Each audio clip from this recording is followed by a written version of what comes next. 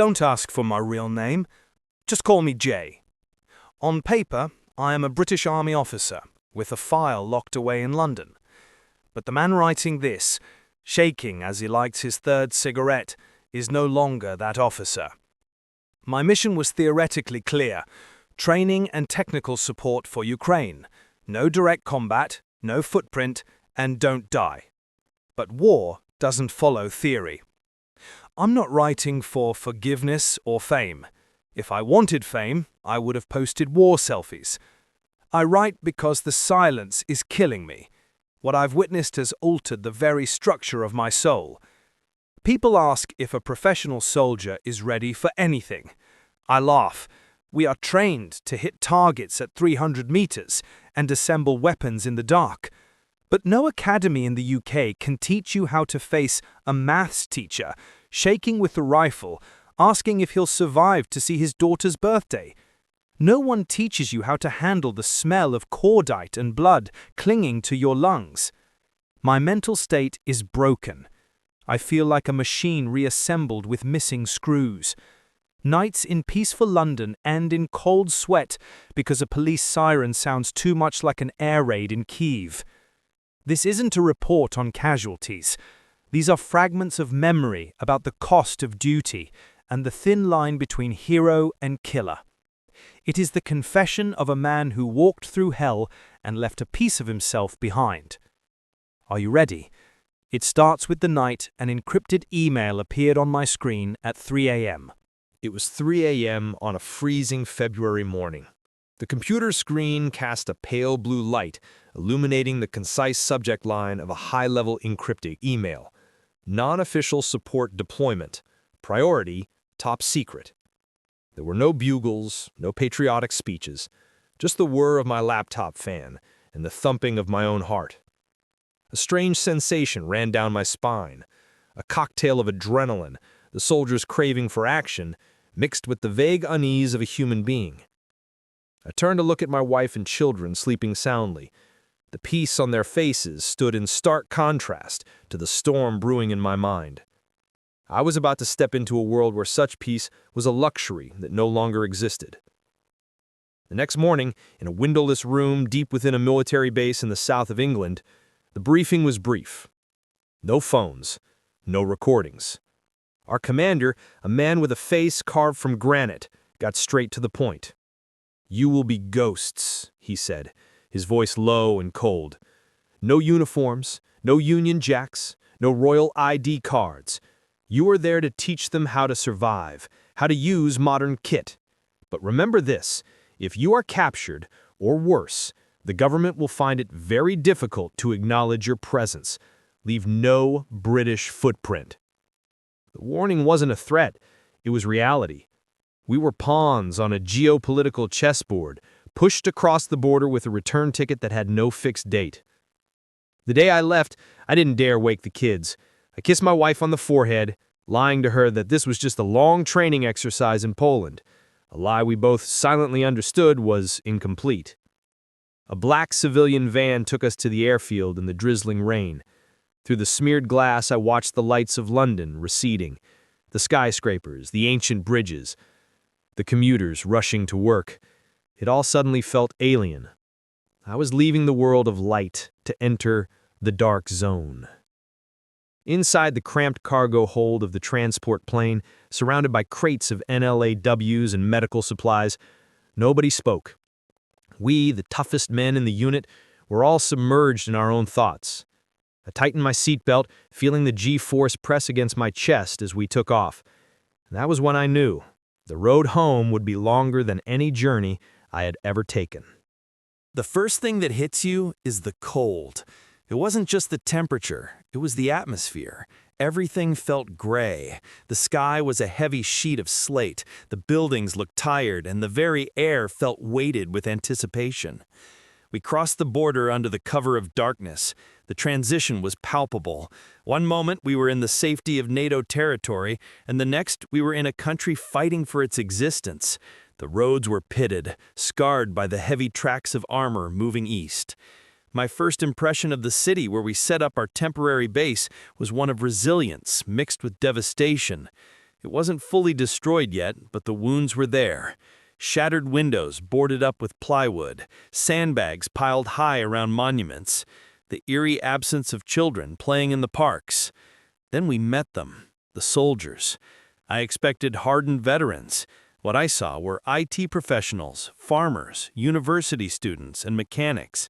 They were young, some too young, and others were men who should have been retired, bouncing grandchildren on their knees. I remember meeting a platoon commander, a guy named Petro. Before February, he ran a coffee shop in Lviv. Now he was trying to figure out how to coordinate a fire team. "I don't know how to be a soldier," he told me in broken English, his eyes red from lack of sleep. "But I know this is my land, so I learn." That was the moment the reality of it struck me. In the UK, we treat war as a profession. Here, it was a necessity. And then there was the smell. It's distinct. It's not just the smell of unwashed bodies or diesel fumes. It's the metallic tang of old blood, the acrid bite of burnt rubber, and the damp, earthy scent of mud that has been churned up by artillery. It gets into your pores. Suddenly, an air raid siren wailed. It wasn't a drill. The sound didn't rise and fall like in old movies. It was a constant, piercing scream that vibrated in your teeth. The locals didn't panic. They moved with a grim, practiced efficiency. "Welcome to Ukraine, Jay. The holiday is over." Our job wasn't to be Rambo. Hollywood loves the idea of the lone wolf turning the tide of battle. But in reality, lone wolves die alone in a ditch. Our mandate was far more pragmatic and far less glamorous. We were there to ensure these men didn't die in the first 10 minutes of contact. We were there to buy them time. Time to learn, time to adapt, time to survive long enough to become soldiers. We set up makeshift training grounds in abandoned industrial complexes on the outskirts of the city. These were skeletal remains of the Soviet era, rusting gantries, shattered skylights, and concrete floors slick with oil and ice. The acoustics were terrible, amplifying every gunshot into a deafening roar that hammered against your skull, but it provided the necessary urban cover. It was a perfect simulation of the hell they were about to enter. Training, the art of survival. We didn't teach them how to march or salute. We drilled them on urban warfare, FIBUA, fighting in built-up areas, until their muscles ached and their fingers bled. We taught them how to slice the pie around a corner, inches at a time, weapon raised, exposing only an eye and a muzzle. I watched them struggle initially, flagging their friends with loaded weapons, getting their barrels caught on door frames. "If you stick your barrel out first," I barked, grabbing a startled accountant by his plate carrier, "the enemy will grab it and kill you with your own gun. Tighten up." We taught them how to move down a hallway without silhouetting themselves against the light. We introduced them to the Western optics, the high-end thermal sights that turn the chaotic night into a detached green and white video game. I saw the wonder in their eyes when they first looked through a 10,000-pound sight, realizing they could see body heat through thin cover. It gave them confidence, but I had to remind them, technology aids you, it doesn't save you. Then came the medical training. This was the most critical part. We spent hours on combat first aid, applying tourniquets, packing wounds with Celox gauze, using chest seals. I made them practice on each other until they were screaming. "Twist it until it hurts," I'd scream at them as they fumbled with plastic wrappers in the mud, their hands freezing. If they aren't screaming in pain, the tourniquet isn't tight enough to stop the bleed. Do you want your friend to bleed out because you were too gentle? I needed them to be desensitized to the panic. I needed the muscle memory to override the terror when they eventually saw their friend's leg turn to hamburger meat. Tactical advising, chess with human lives. My role often shifted from instructor to shadow commander. I found myself sitting over topographic maps spread out on ammunition crates, the paper illuminated by red tactical lights. We were sketching flanking maneuvers and kill zones. It felt like a grim game of chess. "If you move across this open field," I pointed out to a squad leader tapping a flat contour on the map, "a sniper or a BMP will take your head off. It looks like the quickest route, but it's a death trap. Use the drainage ditch. Move slow, stay low, use the defilade." It was basic infantry doctrine for us, ingrained since basic training. But for them, men who used to drive taxis or write code, it was a revelation. I taught them to think in terms of angles, cover, and concealment. But there was always a heavy weight in my chest during these sessions. I was drawing lines on a map that would dictate where these men would bleed. I was the architect, but they were the bricks. Technical support, the invisible war. The war here is different from anything in Iraq or Afghanistan. It's a drone war. It's a war of signals. We help them analyze reconnaissance footage, teaching them to spot the subtle signs of Russian artillery positions hidden in tree lines, the tire tracks in the mud, the piles of spent brass, the heat signatures of engines. We showed them how to maintain secure comms, explaining that a radio transmission is like lighting a flare in a dark room. If you talk too long, they will triangulate you, and 3 minutes later, a 152mm shell will land on your head, I warned them. We set up Starlink terminals, creating digital lifelines that connected their trenches to intelligence hubs. We turned commercial drones, toys you buy for Christmas, into lethal reconnaissance assets. I watched them rig grenades to plastic clips with 3D printed parts, marveling at the terrifying ingenuity of desperate men. The limitations, the red line. This was the hardest part. The rules of engagement, the invisible leash that tied us to the shadows. I remember one night vividly. The air was thick with the rumble of distant thunder, artillery preparation. A young soldier named Oleksiy, a bright kid who always shared his coffee with me, came over. He was fully geared up, his eyes wide with a mixture of fear and energy. "Jay, can you come with us? We need you," he asked, his voice cracking slightly. "We need someone who knows how to read the battle." The request hung in the air. I looked at his mismatched gear, his shaking hands. I wanted to grab my rifle. I wanted to go. Every fiber of my being screamed to lead these men, to protect them. But I had to look him in the eye and say no. I couldn't explain the geopolitics to him. I couldn't explain that if I was killed on the front line with a British passport in my pocket, it could be framed as NATO direct intervention, potentially spiraling into World War III. "I can't go past the red line," I said, my voice sounding pathetic to my own ears. "My orders are strict." He nodded slowly. He didn't argue, but the disappointment in his eyes cut deeper than any knife. It was a look of abandonment. We were the architects of their survival, but we weren't allowed to hold the hammer. We trained them to walk into the fire, corrected their stance, checked their gear, and then we stopped at the edge of the inferno. We watched them disappear into the smoke, knowing some of them wouldn't come back. It felt like sending your children into a burning building armed only with the advice you gave them while you stood safely on the street watching the flames rise.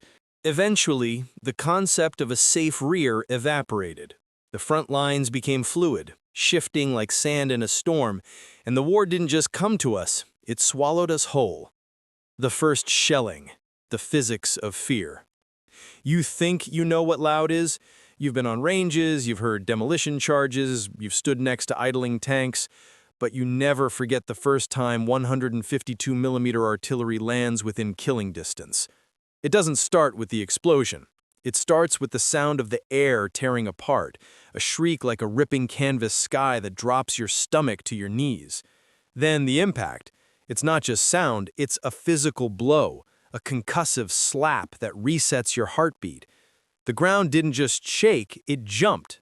The air was sucked out of the room instantly, creating a vacuum that popped my ears before the roar rushed back in. My chest felt like it was being crushed by a giant invisible hand. Plaster and dust rained down from the ceiling, coating everything. Eyelashes, weapons, maps in a fine, ghostly gray powder. I tasted copper and old cement. I checked my limbs, patting them down frantically. Still there. I checked my gun. Still there. But the world had gone mute. My hearing was replaced by a high-pitched, screaming tinnitus, a single note of violence ringing in my skull that drowned out even my own thoughts. Standing with them, the amateur warriors. As the dust settled, I looked at the Ukrainians. These weren't the SAS. They weren't Navy SEALs. They were fathers, mechanics, students, and bus drivers. I saw terror in their eyes, Any man who says he isn't afraid when the sky is falling is a liar or a psychopath. But what I didn't see was surrender. They flinched, yes. They huddled, yes. But they didn't break. They didn't run. They gripped their AK-74s until their knuckles turned the color of bone. They weren't fighting for a paycheck, a pension, or a geopolitical strategy drafted in Brussels. They were fighting because 3 streets behind us was a house where their mother lived, or a basement where their dog was still hiding under a bed. That kind of motivation, you can't train that at Sandhurst. It's primal. It turns a terrified accountant into a wolf defending its den. Friendships formed in hell. Time distorts in the trenches. An hour feels like a day. A week feels like a lifetime. In the long, dark nights waiting for the morning barrage, you bond in ways that civilized society can't understand. I became brothers with Dallo, a giant of a man with a beard like a Viking and hands the size of shovels. Before this, he drove a delivery truck for a bakery. Now he carried a PKM machine gun like it was a toy, treating it with more tenderness than he did himself. And there was Mikhailo, a skinny 19-year-old kid who had anime stickers on the stock of his rifle and wore mismatched socks. We huddled around a small gas stove in the damp earth, sharing cheap cigarettes and stories to keep the darkness at bay. I told them about London pubs, the tube, and the rain. They told me about fishing in the Dnipro and the best places to find wild mushrooms in the Carpathians. "When this is over," Dallo said one night, meticulously cleaning his combat knife with a dirty rag, his voice rasping like gravel, "you come to my house in Kharkiv. My wife makes the best borscht. We drink vodka until we forget the smell of this mud.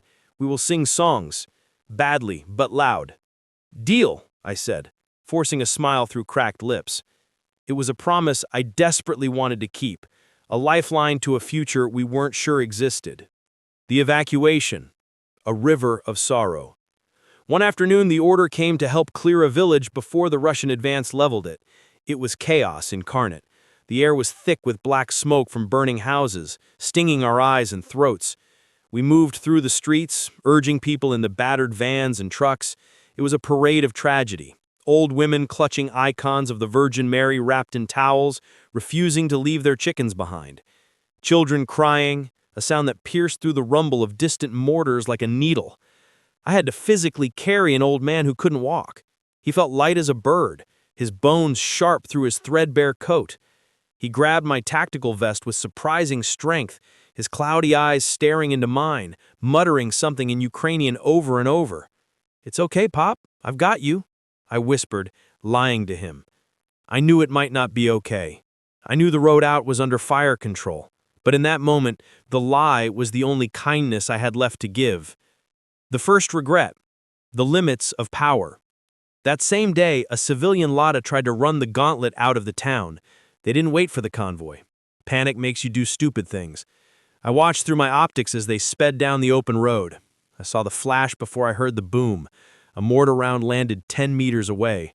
The car didn't explode like in the movies. It just crumbled, slewing off the road into a ditch, smoke pouring from the shattered windows. We got there too late. The silence that followed was heavier than the explosion. I stood over the wreckage. I was a highly trained specialist from one of the world's best armies. I had radios, medical kits, air support on speed dial, in theory, and gear worth more than that family's house. And I couldn't do a damn thing. I just stood there staring at a pink teddy bear, lying face down in the mud. It was pink, now slowly turning red as it soaked up the blood pooling on the ground. That was the first crack in my armor. The realization that all my training, all my technology meant nothing against the randomness of a falling shell.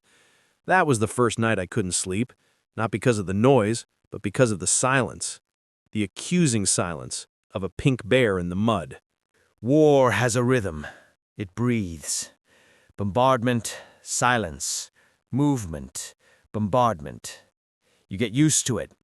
You learn to sleep through the distant thuds and wake up only when the pitch changes. You start to believe you understand the beast. Until you don't. Until the beast decides to bite. The clash. The deception of sunlight. We were at a forward observation post. A dugout reinforced with logs and sandbags overlooking a valley of sunflowers that had long since withered. It was a sunny morning, The kind of deceptive spring warmth that makes you forget just for a second where you are. The sky was a piercing, innocent blue. Dalo was sitting next to me, cleaning the mud off his boots. He stopped to pull out his phone, the screen a spiderweb of cracks. "Look," he said, his voice soft, cutting through the low static of the radio. "She starts school in September. She wants a backpack with unicorns." I looked at the pixelated image of a smiling girl with missing front teeth. I opened my mouth to make a joke about how expensive unicorn backpacks are in London. Then, the world ended. It wasn't artillery this time. Artillery gives you a warning, a whistle, a scream, a split second to pray. This was a tank shell. Direct fire from a T-72 hidden in the tree line 2 kilometers away. It traveled faster than sound. There was no warning, just a massive, concussive crack, like the sky itself had snapped in half. The universe turned into a violent blur of orange light and pressure.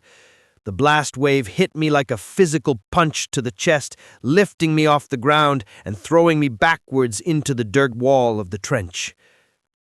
The loss. A world without sound.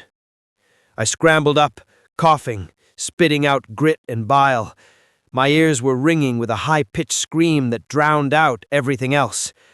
I felt disjointed, as if my mind was floating a few inches above my body. "Status! Report!" I screamed, but I couldn't hear my own voice. It sounded like I was shouting underwater. The dust hung in the air like thick gray fog, obscuring the sun. I looked over to where Dalo had been sitting. "Dalo, sound off!" No answer. I crawled over to him through the debris of shattered wood and torn sandbags. The dust was beginning to settle, revealing the truth I didn't want to see. He was gone. Or rather, the man who had just shown me a picture of his daughter was gone. He was lying on his back, eyes wide open, staring blankly at that beautiful blue sky he loved so much. There was no last word, no cinematic speech about freedom, no dramatic gasp, just the absolute, terrifying finality of biology failing physics. A piece of shrapnel the size of a finger found the gap between the plates of his body armor, right at the neck. The helplessness, the medic's curse. I am a combat medic. I have trained for years to cheat death. I know how to pack a wound, how to decompress a lung, how to restart a heart. I carried a kit worth thousands of pounds on my back. But I froze. My hands, usually steady as a surgeon's, hovered over him, shaking uncontrollably. I reached for my tourniquet, purely out of muscle memory, but stopped. There was nothing to tie. There was nothing to fix. The damage was catastrophic. A primal rage surged through me, hotter than the explosion. I wanted to scream until my throat bled. I wanted to grab the NLAW, anti-tank weapon resting against the trench wall, and run across that open field and hunt down the tank that did this. I wanted to kill them. I wanted to tear them apart with my bare hands. But I couldn't. The voice of my commanding officer echoed in my head, louder than the ringing. Advisors do not engage. You are an asset, not a combatant. If you fire, you escalate. So I sat there in the dirt, powerless. I held the hand of a man who had promised me borscht and vodka, a man who just wanted to buy a unicorn backpack, and felt the warmth slowly, agonizingly leave his fingers. I was a spectator to his death, handcuffed by politics. Psychological scars, the stain that won't wash out. That night back at the safe house, the silence was deafening. I went to the makeshift shower, a bucket of cold water in a ruined bathroom. I tried to wash the blood off my hands. It was already gone physically, but I kept scrubbing. I scrubbed until my skin was raw and red, until it stung. I could still feel the texture of his blood, sticky and warm. I could still smell the iron. The insomnia started then. It wasn't just difficulty sleeping. It was a fear of closing my eyes. Every time I blinked, I saw the flash. I heard the crack, the sound of metal hitting flesh, a wet, dull thud that no movie ever gets right. It became a loop in my brain, a glitch in the software of my mind that I couldn't patch. I drift off and jolt awake, gasping for air, my heart hammering against my ribs, convinced I was back in that trench. The promise, a ghost's legacy. I went through his kit bag later that night. It felt like a violation, touching the dead man's things. I found his ID tags, cold and heavy. I found the phone. The screen was shattered, a spiderweb of glass over the LCD, but the backlight flickered on for a second. The picture of his daughter was still visible underneath the cracks, smiling through the destruction. I sat on the floor, clutching that broken phone like a holy relic. I wept, not the noble, silent tears of a soldier, but the ugly, heaving sobs of a broken man. I whispered into the empty, dark room, my voice trembling. I will tell your story, brother. I promise. You will not just be a statistic. The world will know you were here. They will know about the borscht. They will know about the unicorns. The nights are the worst. The day gives you tasks to focus on. The night gives you only your thoughts. The bunker. We slept in the basement of a ruined school. It was dark, damp, and smelled of unwashed man and old concrete. It was cramped. You could hear every breath, every snore, every muffled sob of a nightmare. It was a tomb for the living. The defender's heart. I couldn't sleep, so I sat up with my Kylo, the anime kid. He was cleaning his rifle by the light of a red headlamp. "Why do you do it, Jay?" he asked me suddenly. "You could be in London, drinking beer, watching football." "I don't know anymore," I admitted. "Maybe I just couldn't watch on TV." My Kylo smiled sadly. "For us, it is simple. It is not about politics. It is not about NATO or EU. See this?" He pointed to the ceiling, towards the north. "My mother lives in a village 20 kilometers that way. If I fall here, they go to her house. They go to my mother. That is why I fight." His words shamed me. I was there for duty, for adventure, maybe for some misguided sense of honor. He was there for love, pure, desperate love. Internal conflict. I felt like a fraud. I wore the same uniform, sanitized to flags, ate the same rations, breathed the same dust, but I had an exit strategy. I had a passport that could get me out. They didn't. I was a tourist in their tragedy. I wanted to pick up a weapon and stand on the line with them, shoulder to shoulder. But the voice of my commanding officer echoed in my head. "You are an asset. You are intelligence. You are not infantry." It felt like cowardice, dressed up as protocol. War is not just fighting. It is the destruction of the ordinary. The ruined school. One day, we moved through a liberated village. We passed a primary school that had been hit by a missile. Half the building was sheared off like a dollhouse. I walked into a classroom. The chalkboard still had the date written on it, February 23rd, the day before the world changed. Notebooks were still on the desks, open to half-finished lessons. A small pink backpack hung on a chair. It was frozen in time. I touched the dusty wood of a desk. I thought about my own kids in England, complaining about homework. I realized I would never yell at them about homework again. Empty houses. We set up a temporary observation post in an abandoned farmhouse. The family had left in a hurry. Breakfast bowls were still on the table, the food rotted and dried. A wedding photo hung crooked on the wall. It felt like trespassing.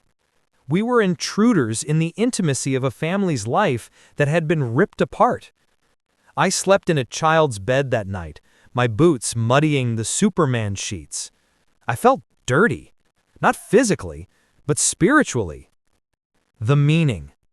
Standing in that strange house, looking out the window at the smoking horizon, I understood the value of home in a way I never had before. In England, home is just a place you go after work. Here, home is a memory you fight to keep from being erased. I realized that peace is not just the absence of war. Peace is the ability to plan for tomorrow. These people had lost their tomorrows. There are moments in war that last a lifetime. This was mine. The barrage. We were compromised. A drone must have spotted our thermal signatures. It started with the Grad rockets, a terrifying sound like fabric tearing in the sky. Thump, thump, thump, thump. The earth erupted. The entire world turned into fire and noise. The ceiling of the farmhouse collapsed. "Move! Move! Move!" I screamed, coughing in the choking dust. The rescue. We had to run. The extraction point was 500 meters away across open ground. Mikhailo was hit. He went down, screaming, clutching his leg. The shelling was intensifying. The ground was boiling. Every instinct in my reptilian brain screamed, "Run! Save yourself!" But I saw Dilo's face in my mind. I couldn't lose another one. I grabbed Mikhailo by his vest. "Get up! We are not dying today!" I roared, dragging him up. He was heavy. The mud sucked at my boots. Shrapnel whizzed past us like angry hornets. I could feel the heat of the explosions on my neck. 2 meters. We were 10 meters from the tree line where our vehicle waited. A shell landed just behind us. The blast wave threw us both forward. I hit the ground hard, tasting blood. I looked back. The crater was 2 meters away. 2 meters. That was the distance between life and death. If we had been 2 seconds slower... I dragged Mikhailo into the back of the van. He was pale, bleeding, but alive. He squeezed my hand. "Thank you, Jay," he whispered. I couldn't speak. I just shook. I shook uncontrollably as the adrenaline crash hit me like a freight train. I had cheated death, but I knew death was keeping a tally. The order came 3 days later. Rotate out, immediate effect. The departure. It wasn't a celebration. It felt like a betrayal. I packed my kit bag. It felt lighter now. I had used up most of my ammo and medical supplies, but my heart felt heavier than ever. I went to say goodbye to the unit. There were fewer faces now than when I arrived. Michaela was being evacuated to a hospital in the west. I visited his stretcher. "You are leaving?" he asked. "Orders," I said, unable to meet his eyes. "Go," he said. "You have done enough. Go to your family." The guilt. As the van drove us back towards the Polish border, I watched the landscape reverse, from the ruin of the front back to the checkpoints, back to the intact buildings, and finally to the border crossing. Crossing that line was the hardest thing I've ever done. I was safe. I was going back to hot showers, Uber Eats, and Netflix. They were staying in the mud. They were staying to die. The relief of survival washed over me, followed instantly by a crushing wave of survivor's guilt. I felt like a captain who had abandoned his sinking ship, leaving the passengers to drown. Looking back. I looked back one last time at the blue and yellow flag fluttering at the border post. It was tattered, dirty, but still flying. Good luck, boys. Give them hell. The silence. London was loud, but it was the wrong kind of loud.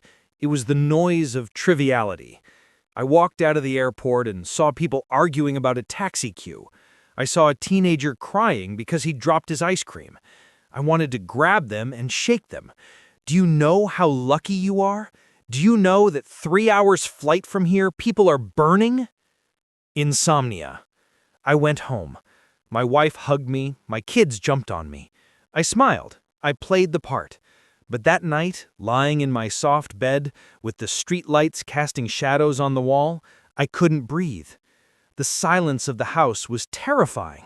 I was waiting for the siren. I was waiting for the whistle of the incoming shell. I got up and sat on the floor in the corner of the room. It felt safer. The bed felt too exposed. The luxury of peace. I went to the supermarket. The shelves were full. Bread, milk, fruit, wine. I stood in the cereal aisle and started crying. Just weeping.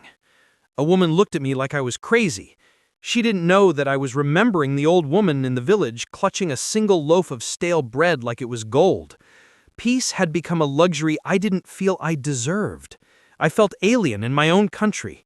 I walked the streets of London, but my mind was still in a trench in the Donbass. So, here we are, the end of the confession. Not a hero. Please do not call me a hero. Heroes are the ones who stayed. Heroes are Dalo, who died in the dirt. Heroes are Mikhailo, who is learning to walk on one leg.